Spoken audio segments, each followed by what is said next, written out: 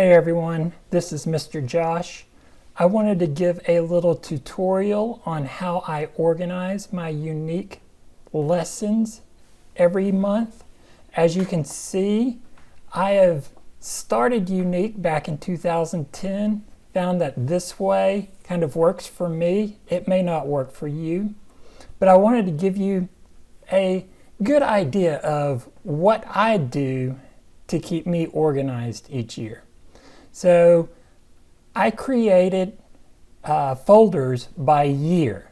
So today, this year is the 2020-2021 school year. So what I do is I just go through and add every single month. That is the first step. I've already added summer of 2020. I number them this way so it stays in order.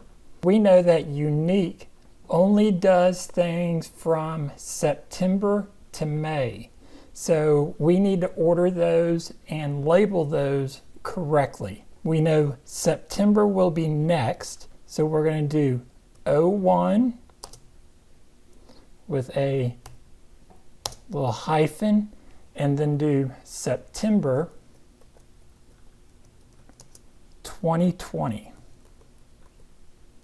And I will do this for all of the months. That way everything is already set up. It makes it nice and easy. It's something I don't have to worry about. 2-October 2020. And I will just go through this all the way until May of 2020. Now that I've gotten all my folders set up from summer of 2020 all the way down to May of 2021 and have them numbered correctly, I now need to go in and add some folders into the main folder of each one of these. So what I've done is I already have the folders that I use. Now you can use different folders, but I found that these folders, or the way I've organized it, tends to work for me. So for each section, each month, I have a folder for lesson plans, PowerPoint books, and then supplemental guides. And that is where all my information that I download from Unique goes into. So I have these in a separate location, and all I'm going to do is copy and paste.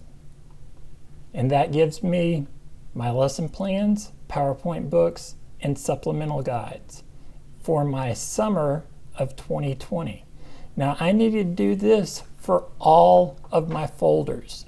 Again, I'm trying to prepare for the year. That way I don't have to worry about coming back in and doing this, in November or December. Get it done early and it saves some time later.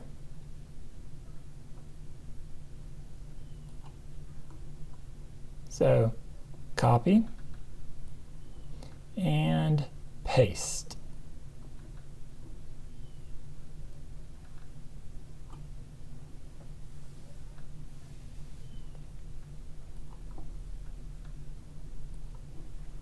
So once all the folders are done for the year, now it's time to go to the Unique Learning page and start our download. So here we are at our summer lessons. I have not downloaded any of these yet. So I like to download all my stuff in PDF. So we're going to start and download all of our lessons. And then we're going to come down here and we're going to download all of our tools and our PowerPoint files. Now you can also go in here and download the summer supporting files. if you would like. I would put those in a separate folder in my main summer folder. And then I would download all the lesson plans and all the lesson plans activities. So I'm going to go ahead and do that now. Okay, I have everything downloaded. Now, there are a couple of things you can do. You download them into your downloads folder.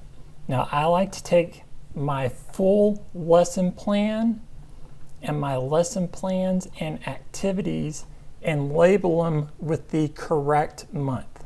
So this is the summer lesson plans and activities, or summer lesson plans, and we should have summer lesson plans and activities right here.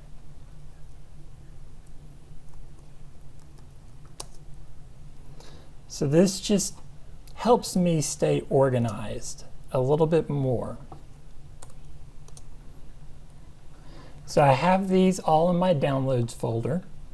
I come back over to my summer 2020 folder, and I'm just going to place them where they belong. So my summer lesson plans and activities will go outside of all the folders. Suggested monthly plans will go into our supplemental guides. Our summer lesson plans will go outside of everything. We have our 2 PowerPoint books right here into our PowerPoint folder. Our other PowerPoint book goes into that folder also. All these are going to be supplemental guides. And then let's make sure that I don't have anything else. So everything else is going to be lesson plans. This keeps me organized. So I have all my lesson plans right here. I have my PowerPoint books when I need them. I have my supplemental guides. And then I have my lesson plan summaries and my lesson plans with the activities. Again, this is how I organize it, and this is what I've been doing since 2010. It's something that I came up with, and I was happy to use it. I also include assessment tools. Once those come out, so that would be another folder that I would add.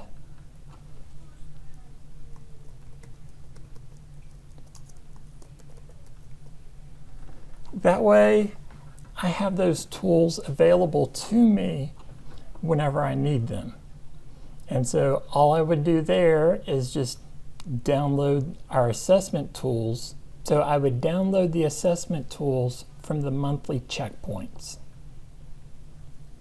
So I'm going to administer a checkpoint, and all I'm going to do is I'm going to come over and I am going to do the printable instructions and test. I'm going to save that, and then I'll also do, and then when I have another student that is a differentiated level 2 or 3, that'll give us the other test that I will use. And so it's pretty easy to set organization up that way. I hope you enjoyed this. I hope it helps some. Again, you can play with it, see how it works for you. Maybe you have some different ideas or different organizational ways. I would be happy to learn those. Please leave them in the comments, and I will talk to y'all later. Thank you. Bye.